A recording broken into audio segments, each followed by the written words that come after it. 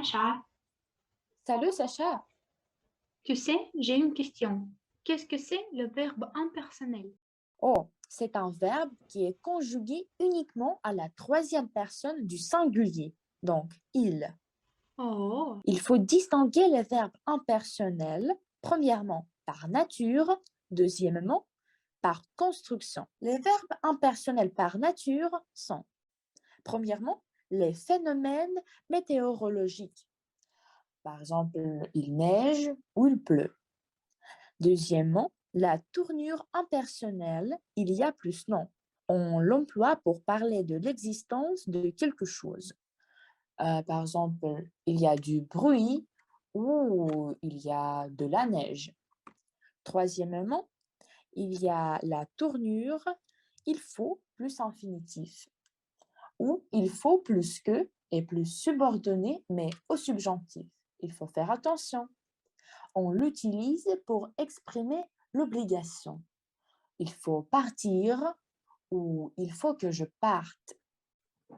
je sais. À propos de verbes impersonnels par construction, il y a quatre groupes. Oh, très bien. Lesquels? La première, c'est il y a plus non pour parler de l'existence de quelque chose. Par exemple, il y a du sucre dans le café. Et sinon, Sacha, tu préfères boire du café avec ou sans sucre? Sans, mais avec beaucoup de sucreries. Je comprends. Mais revenons à notre sujet. Le cas suivant, c'est il faut plus infinitif pour exprimer l'obligation. Par exemple, il faut apprendre ce matériel pour obtenir une bonne note. Après, il faut que, plus subordonné, on utilise le subjonctif. Par exemple, il faut que tu prennes un parapluie. Le cas suivant, c'est le verbe de parole de volonté employé au passif. Il y a quelques verbes, par exemple dire, interdire, etc. Par exemple, il est interdit de fumer ici. Il y a le verbe à valeur événementielle. C'est le verbe intransitif et le verbe pronominaux. Intéressant. La locution il est qui désigne l'existence, l'heure, un jugement personnel. N'oubliez pas des locutions figées où il manque. Qu'importe, n'importe, peu m'importe, mieux vaut et si bon vous semble. Par exemple, mieux vaut tard que jamais. Лучше поздно, чем никогда. C'est un proverbe intéressant. Maintenant, on va vous présenter les proverbes français où vous pourrez voir les verbes impersonnels. On va vous proposer 4 proverbes avec les verbes impersonnels par construction et 6 avec les verbes impersonnels par nature. Alors, on commence. Il vaut mieux être seul que mal accompagné. La construction est suivante. Il vaut mieux plus infinitif. Par rapport à la traduction, лучше быть одному, чем в дурной компании. On explique ce proverbe comme il faut faire attention au choix des personnes avec lesquelles on communique. Deuxième proverbe, il est plus facile de conseiller que de faire. À propos de la construction, il est plus adjectif. On traduit ce proverbe comme легче сказать, чем сделать. On explique ce proverbe comme il est beaucoup plus facile de conseiller quelque chose à quelqu'un que de faire toi-même. Troisième proverbe. Mieux vaut prévenir que guérir. La construction est un peu différente. Mieux vaut plus infinitif.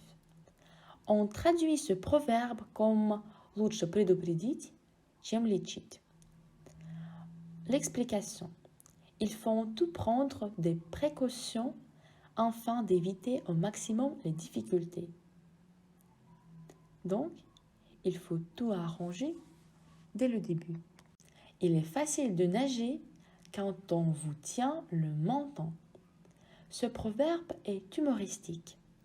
La construction est suivante. Il est plus adjectif. La traduction – легко плавать, когда вас поддерживают за подбородок. L'explication est suivante. Trop d'aide extérieure permet de faire de nombreuses choses, mais fausse les réelles capacités. Moi, je veux ajouter quelques proverbes pour les verbes impersonnels par nature. Il faut manger pour vivre et non pas vivre pour manger. Il y a la construction il faut plus infinitif. La traduction est suivante. Нужно есть, чтобы жить, а не жить, чтобы есть. À propos de l'explication, c'est il ne faut pas considérer la nourriture comme le sens de la vie. C'est intéressant que ce proverbe est extrait de l'avare de Molière. Le proverbe suivant, il n'y a pas de rose sans épines. La construction, il y a plus nom. À propos de la traduction, нет розы без шипов. L'explication. Tout ce qui est attrayant à l'extérieur a souvent des défauts invisibles à l'extérieur. Connaissez-vous l'équivalent du proverbe russe «Не стоит играть с огнем», c'est-à-dire il ne faut pas jouer avec le feu. La construction c'est il faut plus infinitif. L'explication. Il ne faut pas faire des choses risquées. За двумя зайцами погонишься, ни одного не поймаешь. Cette expression courante au XVIIe siècle nous vient de la chasse. On utilise la construction il faut plus infinitif. L'explication. Il ne faut pas faire deux choses en même temps parce qu'il y a un risque de ne pas réussir quoi que ce soit. Tout le monde connaît la phrase «Нет предела совершенству». Il existe un équivalent français. À une femme et à une vieille maison, il y a toujours à refaire. Cette phrase s'agit de la construction il y a plus nom. L'explication est il y a toujours de quelque chose à travailler et à évoluer. Le proverbe suivant est il faut battre le fer tandis qu'il est bien chaud. La construction il est plus adjectif. L'explication agir puisqu'il est temps du fait que la situation est propice. Et la traduction «Куй железо, пока горячо». Maintenant, vous en savez un peu plus sur les verbes impersonnels et même sur quelques proverbes français. Merci de votre attention et au revoir.